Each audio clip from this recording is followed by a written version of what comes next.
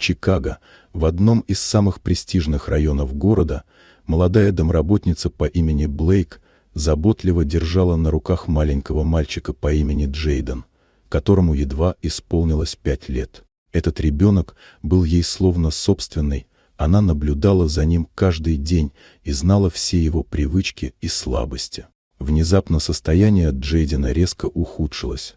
Дыхание стало затрудненным и редким, его кожа побледнела, а губы приобрели тревожный синеватый оттенок. Блейк почувствовала, как ее сердце сжимается от страха, и она срочно попыталась вызвать помощь, но все ее усилия оказались напрасными. В огромном просторном особняке связь была ужасной, и никто из персонала не мог оперативно отозваться на ее крики о помощи. Телефон молчал, и казалось, что время замедлило ход, в то время как жизнь Джейдена висела на волоске. Рядом стояла роскошная красная Феррари, машина хозяина, миллиардера по имени Колин Харпер. Домработнице было строго запрещено приближаться к этой машине, но сейчас времени ждать помощи не было. Она быстро уложила Джейдена на пассажирское сиденье, пристегнула ремни и, не думая о последствиях, рванула прочь из особняка, забыв о правилах и камерах. По пути в больницу Блейк рисковала жизнью мальчика и своей собственной. Она нарушала правила, мчалась на красный свет, лавировала между машинами. Но каждый метр приближал Джейдена к спасению. Когда машина остановилась у входа в приемное отделение, врачи сразу начали реанимацию.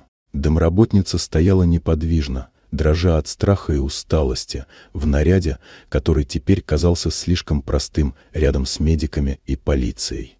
Новость о похищении Феррари вскоре дошла до Колина Харпера, который был в офисе в центре города. Узнав, кто угнал его машину, он сначала не поверил: Блейк — тихая и скромная домработница. Однако, прибыв в больницу и увидев сына живым, благодаря ее быстрой реакции, он понял, без нее Джейден бы не выжил.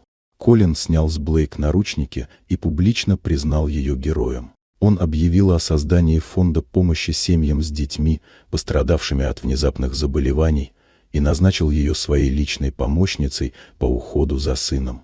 История о том, как домработница спасла жизнь сына миллиардера, облетела весь город и стала примером того, что настоящая смелость и любовь не знают сословий и правил.